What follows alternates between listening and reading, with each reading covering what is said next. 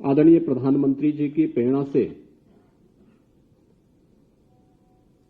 Mission रोजगार के अंतर्गत हर एक युवा को उसकी क्षमता और योग्यता के अनुरूप नौकरी और रोजगार उपलब्ध कराने का जो अभियान चल रहा है, इस क्रम में राजकीय इंटर कॉलेजेस के 219 नवनियुक्त प्रधानाचार्यों को नियुक्ति पत्र वितरण का एक कार्यक्रम आज यहां पे संपन्न हो रहा है। मैं सबसे पहले उत्तर प्रदेश लोक सेवा आयोग को एक निष्पक्ष और पारदर्शी चयन की प्रक्रिया को संपन्न करने के लिए हृदय से धन्यवाद देता हूं और आप सभी का उत्तर प्रदेश शासन का हिस्सा बनने के लिए हृदय से बधाई देते हुए अभिनंदन भी करता हूं। वास्तव में एक बड़ा दायित्व है। शिक्षा के क्षेत्र में राजकीय इंटर कॉलेजेस में प्रधानाचार्य के रूप में कार्य करना ये सामान्य नहीं, एक असामान्य कार्य है। दो चुनौतियां आपके सामने होंगी। एक, राजकीय इंटर कॉलेज एक समय में प्रदेश की शिक्षा की और खासतौर पर माध्यमिक शिक्षा की रीढ़ मानी जाती थी। समय बदला, समय के अनुसार चयन की प्रक्रिया समयबद्ध तरीके से न होने के कारण शिक्षा का स्तर गिरा और शिक्षा में जो एक प्रतिस्पर्धा प्रारंभ हुई थी, उस प्रतिस्पर्धा में कहीं न कहीं हमारे माध्यमिक शिक्षा से जुड़े हुए राजकीय इंटर कॉलेजेस एक प्रकार से पिछड़ से गए। परिणाम रहा कि लगातार छात्र संख्या इनसे कम होती गई और फिर लोगों का विश्वास इसके कारण कम होता गया। एक और उस विश्वास को बहाल करना और दूसरा, उत्तर प्रदेश फिर से शिक्षा का एक हब बन सके। भारत की आध्यात्मिक और सांस्कृतिक विरासत का प्रतिनिधित्व उत्तर प्रदेश करता है और याद रखना, इसकी प्रारंभिक नींव हमारे शिक्षा के केंद्र हैं। राष्ट्रीय शिक्षा नीति को प्रभावी ढंग से लागू करते हुए इस जनविश्वास के प्रतीक के रूप में अपने कॉलेज को और अपने आप को स्थापित करना, ये दो प्रकार की चुनौतियों से आपको जूझते हुए कार्य करना है। लंबे समय से मांग हो रही थी इंटर कॉलेजेस के प्रधानाचार्य की नियुक्ति की प्रक्रिया को भी समयबद्ध ढंग से आगे बढ़ाया जाए। ऐसा नहीं कि कहीं बाधित भी रहा हो। पिछले 6 वर्ष के अंदर लगभग 6 लाख सरकारी नियुक्तियां हम लोगों ने प्रदेश से दी हैं, जिसमें से 1,64,000 तो केवल शिक्षकों की है। बेसिक और माध्यमिक शिक्षा में शिक्षकों की 1,64,000 से अधिक भर्तियां हुई हैं। एक बड़ी संख्या है और यह भी व्यवस्था दी गई कि हमारे शिक्षा के केंद्र, हमारे शिक्षण संस्थान शिक्षक विहीन न हो। अगर कोई शिक्षक रिटायर हो गया है तो रिटायरमेंट के बाद उनको एक निश्चित मानदेय पर, एक फिक्स मानदेय पर तब तक उनकी सेवाएं ली जाएं जब तक कि नए शिक्षक की तैनाती न हो जाए। और ये प्रक्रिया भी हम लोगों ने 2017-18 से लगातार प्रदेश में माध्यमिक शिक्षा से जुड़े हुए सभी संस्थाओं में इसको प्रभावी ढंग से लागू किया। जो एक छवि खराब हुई थी, उस छवि से उभारने का एक प्रयास भी हुआ। एक समय ऐसा भी आया था जब ऐसे लगता था कि माध्यमिक शिक्षा परिषद से जुड़े हुए हमारे कॉलेजेस ये सभी नकल के अड्डे से बन गए थे। ठेके में नकल होती थी। बहुत सारे जनपद तो इसके बदनाम के केंद्र हो गए थे। लेकिन आज हम कह सकते हैं कि इसमें जो पिछले 6 वर्ष के अंदर सुधार हुआ, उसमें से गत वर्ष माध्यमिक शिक्षा परिषद के द्वारा संपन्न हुई हाई स्कूल और इंटरमीडिएट बोर्ड की परीक्षा एक नजीर भी बनी। आपने देखा होगा, एक समय ऐसा भी होता था जिसमें साल भर केवल परीक्षा, परिणाम और प्रवेश, इन तीनों में 3/4 समय खर्च हो जाता था। यानी 3 महीने तक परीक्षा, अगले 3 महीने परिणाम आने में और अगले 3 महीने प्रवेश होने में लग जाते थे। और बाकी जो 3 महीने बचते थे, इसमें पर्व और त्योहार भी होने हैं, छुट्टी भी होनी है। तो स्वाभाविक रूप से जो एक कार्य इस दिशा में आगे बढ़ना चाहिए था, वह नहीं हो पाता था। यह पहली बार हुआ है और मुझे लगता है कि पूरे देश के लिए नजीर भी बना कि 14 से 15 दिन के अंदर परीक्षा, माध्यमिक शिक्षा के 56 लाख विद्यार्थियों की परीक्षाओं को संपन्न कराना और अगले 14 दिन के अंदर परिणाम लाना, यह माध्यमिक शिक्षा ने गत वर्ष करके दिखाया। नकल विहीन परीक्षा होगी, यह भी करके दिखाया।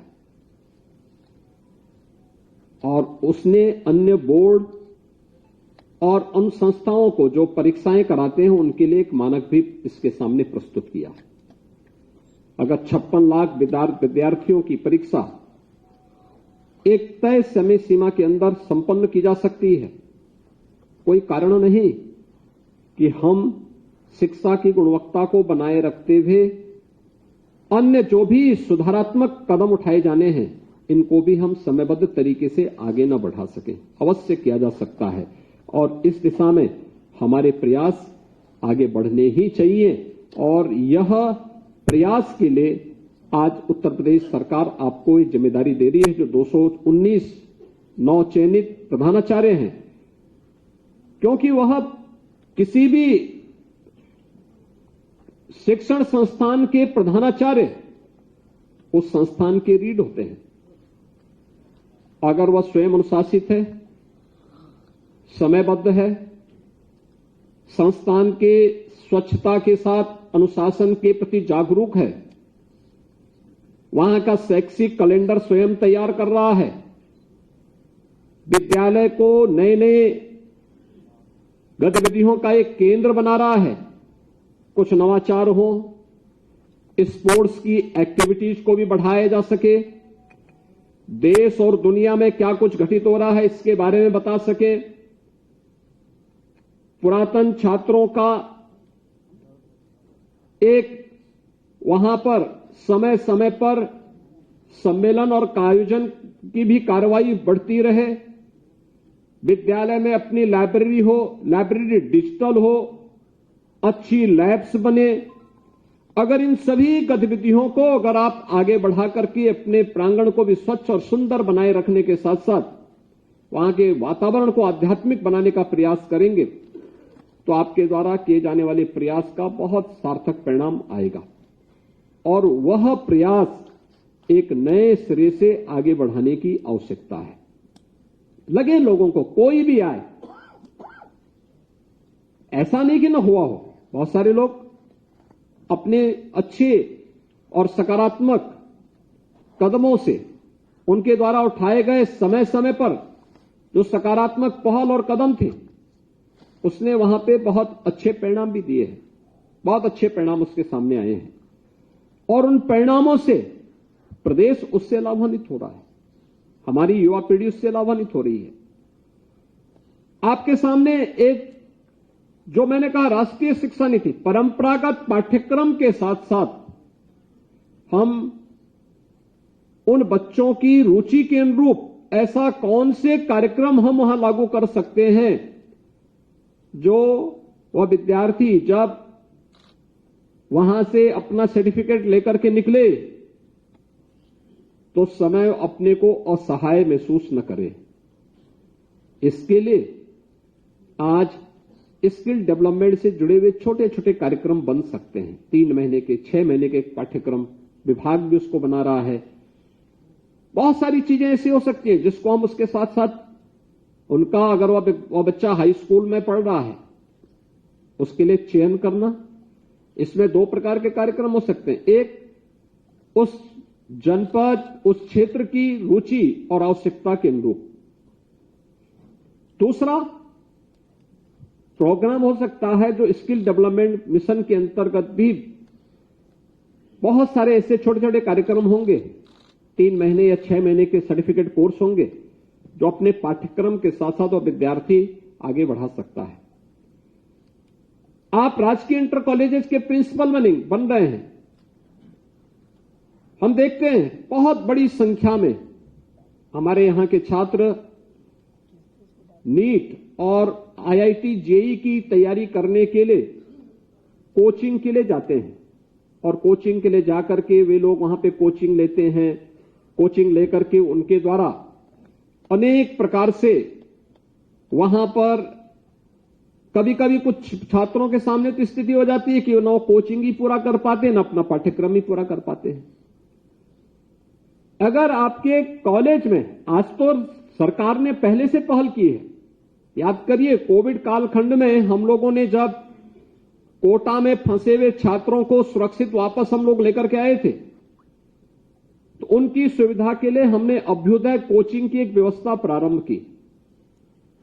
आप भी अपने आप प्रयास कर सकते हैं कि अगर 8 बजे से लेकर 2 बजे तक आपका कॉलेज चल रहा है, 1 घंटे के लिए फिजिक्स, केमिस्ट्री, मैथ्स, इंग्लिश या फिर बायोलॉजी से जुड़े हुए जो शिक्षक होंगे उनको कह करके कि भाई 1 घंटे का समय वह अतिरिक्त उन बच्चों के लिए दे दें।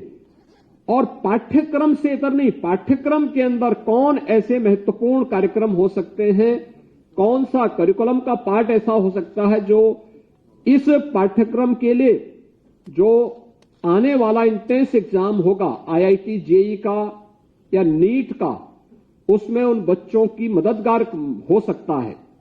अगर उसके लिए अलग से क्लास चले तो मुझे लगता है कि अभ्युदय कोचिंग में भी आप अपने विद्यालय में, अपने कॉलेज में एक नया प्लेटफॉर्म उपलब्ध करवा सकते हैं। बहुत सारे विद्यार्थी जो इस कोचिंग के लिए दूर दराज के क्षेत्रों में जाते हैं, परिवार की आय अलाउ नहीं करती, लेकिन अभिभावक की एक लालसा होती है कि मेरा पुत्र भी अच्छा चिकित्सक बने, मेरा पुत्र भी इस परीक्षा को पास करते हुए अच्छा इंजीनियर बने।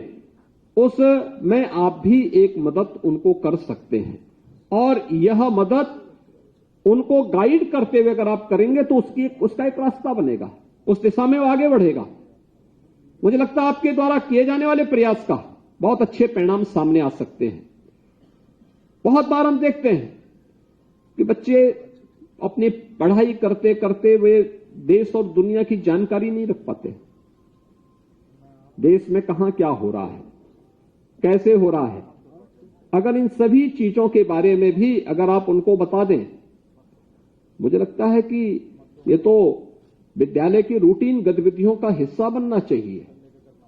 भारत के बारे में, भारतीयता के बारे में, भारत की परंपरा के बारे में, भारत की संस्कृति के बारे में, भारत के महापुरुषों के बारे में, भारत के नेतृत्व के बारे में, सरकारों की जो भी युवाओं के कल्याण से जुड़ी हुई, महिलाओं के कल्याण से जुड़ी हुई अन्य ऐसी बहुत सारी योजनाएं होंगी जो उन युवाओं के लिए उपयोगी हो सकती है। लेकिन संस्थान अक्सर मैं देखता हूं कि इनसे अपने को वैराग्य भाव रखते हुए इनसे दूरी बना के रखती है और परिणाम क्या होता है कि इसके बाद जब छात्र अपना कोर्स पूरा करके निकलता है तो उसको इनकी सबकी जानकारी नहीं हो पाती है, वो भटकता है, इस कार्यालय उस कार्यालय। इस प्रवृत्ति से हमें बचाना होगा। विद्यालय को रचनात्मक गतिविधियों का एक केंद्र बनाना पड़ेगा, एक सकारात्मकता का समावेश हो, अभिभावकों के साथ संवाद बनाना पड़ेगा। अगर आप इस प्रकार की गतिविधियों को अपने विद्यालय को केंद्र बनाते हैं तो आप भी एक प्रेरक हो सकते हैं। लोग आपको स्मरण करेंगे, आपके कार्यकाल को यादगार बनाएंगे, आपका कार्य आपके पूरे कार्यकाल को यादगार बना देगा और उस यादगार कार्यकाल के लिए आप सबको अपने स्तर पर प्रयास करना होगा। आज हम जिस नई प्रतिस्पर्धा के साथ आगे बढ़ रहे हैं उसमें सकारात्मकता लाने की आवश्यकता है, नकारात्मकता नहीं। उस सकारात्मकता के साथ अगर आप आगे बढ़ेंगे तो उसके बेहतर परिणाम भी हम सबके सामने आएंगे। शिक्षा के क्षेत्र में बहुत कुछ करने की आवश्यकता है। थोड़ी सी पहल कैसे व्यापक परिवर्तन का कारण बन सकती है। मुझे याद है 2017 में जब सरकार हमारी बनी थी, उस समय हमारे सामने एक चैलेंज था। कितने यानी बेसिक शिक्षा परिषद से जुड़े हुए ज्यादातर विद्यालयों की स्थिति बहुत खराब थी। हमने उस समय जनप्रतिनिधियों को, प्रशासन और शिक्षा विभाग के अधिकारियों का आह्वान किया कि भाई आप लोग सभी लोग मिलकर के एक एक विद्यालय को गोद लेकर के इनमें बुनियादी सुविधाएं उपलब्ध कराने में अपनी मदद करें। और आपने देखा होगा कि अगले 2-3 वर्षों के अंदर ही ये परिणाम तब आए हैं जब लगभग 3 वर्ष तक कोरोना जैसी महामारी का सामना सबने किया और सबके बावजूद 1,30,000 से अधिक बेसिक शिक्षा परिषद के विद्यालय ऐसे थे जिनमें बुनियादी सुविधाएं बेहतर हुई हैं और जिसके बारे में लोग कह सकते हैं कि हां अब ये विद्यालय लगते हैं। अगर ये पहल हो सकती है, कोई कारण नहीं कि आप भी, आज तो सरकार पैसा भी दे रही है। प्रोजेक्ट अलंकार के अंतर्गत सरकार ने एक व्यवस्था बनाई है कि वह राजकीय इंटर कॉलेज हो या फिर वह अशासकीय सहायता प्राप्त कोई इंटर कॉलेज, सरकार वहां पे छात्र की संख्या और के अनुसार मदद देने को तैयार है जिससे वहां का इंफ्रास्ट्रक्चर अच्छा हो सके, जर्जर भवन न रहे। लेकिन याद रखना, सरकार एक बार मदद कर सकती है। अगर भवन के ऊपर पेड़ जम गए हैं तो इतनी तो एक पहल होनी ही चाहिए कि पेड़ की सफाई साल भर में एक बार हो जाए। विद्यालय भवन की सामान्य रंगाई पुताई की व्यवस्था हम करवा सकें, विद्यालय के प्रांगण को साफ सुथरा रख सकें, प्लास्टिक मुक्त व्यवस्था के साथ स्वच्छ भारत मिशन में हम भी अपने विद्यालय को भागीदार बनाएंगे। यह एक कार्यक्रम आप भी अपने स्तर पर आगे बढ़ा सकते हैं। ये कार्यक्रम अगर आपके स्तर पर आगे बढ़ते हैं उसके बहुत अच्छे परिणाम सामने आएंगे। आपने देखा होगा, एक तरफ सरकारी नियुक्तियां सरकार के स्तर पर व्यापक पैमाने पर की गई तो दूसरी तरफ निजी क्षेत्र में भी रोजगार और नौकरी की अनंत संभावनाओं को लेकर के सरकार आई। ये वही उत्तर प्रदेश है जिस उत्तर प्रदेश में सुरक्षा में सेंध लगती थी, कोई भी सुरक्षित नहीं माना जाता था, दंगे यहां की पहचान बनते थे, भ्रष्टाचार यहां की पहचान बनती थी, अव्यवस्था और अराजकता का वातावरण होता था। जो पहले से निवेश किया था वो यहां से प्लान कर रहा था। आज उत्तर प्रदेश देश के निवेश का एक बेहतरीन गंतव्य बना है। एक तरफ बड़े पैमाने पे लोग निवेश कर रहे हैं, लगभग 38 लाख करोड़ रुपए के निवेश के प्रस्ताव अकेले इसी वर्ष 2023 में उत्तर प्रदेश को प्राप्त हुए हैं। 38 लाख करोड़ का आप अनुमान करिए, 38 लाख करोड़ अगर जमीनी धरातल पर उतर जाए 1 करोड़ 10 लाख युवाओं को सीधे सीधे नौकरी मिल जाएगी। 1 करोड़ 10 लाख। एक तरफ यह तो दूसरी तरफ प्रदेश के अंदर जिस कार्य के लिए उत्तर प्रदेश जाना जाता था, मैंने पहले भी कहा कि देश का आध्यात्मिक और सांस्कृतिक विरासत का केंद्र है उत्तर प्रदेश, उसका प्रतिनिधित्व करता है उत्तर प्रदेश। हमारे जो स्पिरिचुअल टूरिज्म है, इसमें भारी बढ़ोतरी हुई। हम लोग जब 17 में आए थे तो बामुश्किल 1.5 से 2 करोड़ 3 करोड़ तक श्रद्धालु विभिन्न स्थलों पर आकर के दर्शन करते थे या पर्यटक आते थे। आज ये संख्या बढ़ करके एक वर्ष में 30 करोड़ हो चुकी है। उत्तर प्रदेश में एक पर्यटक आता है तो पर्यटक केवल पर्यटन की दृष्टि से नहीं आता है। देखिए रोजगार कितना सृजित करता है। वो आएगा, कोई टैक्सी लेगा, किसी होटल या किसी धर्मशाला में रुकेगा, खाना वहीं खाएगा, किसी मंदिर में जा रहा है तो फूल पत्ती लेगा, प्रसाद लेगा, सामान भी खरीदेगा। यानी कितने लोग जुड़े हुए हैं।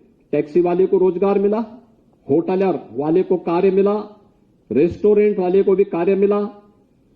जहां पर जा रहा है, जो चीज खरीद रहा है और उससे प्राप्त होने वाला टैक्स, वह भी सरकार के पास आता है। याद रखना, और यही टैक्स फिर प्रदेश के विकास में खर्च हो पाता है। एक व्यवस्था कैसे चेन जुड़ी हुई एक दूसरे से, सब कुछ एक दूसरे के साथ जुड़ करके इस कार्यक्रम को आगे बढ़ाया जा रहा है। और वही कार्यक्रम आज हम सब उत्तर प्रदेश के अंदर अगर ये प्रयास हो सकते हैं, 6 वर्ष में परिवर्तन लाया जा सकता है। कोई कारण नहीं कि अगर सामूहिक रूप से प्रयास होंगे तो उत्तर प्रदेश देश की नंबर 1 की अर्थव्यवस्था न बन जाए।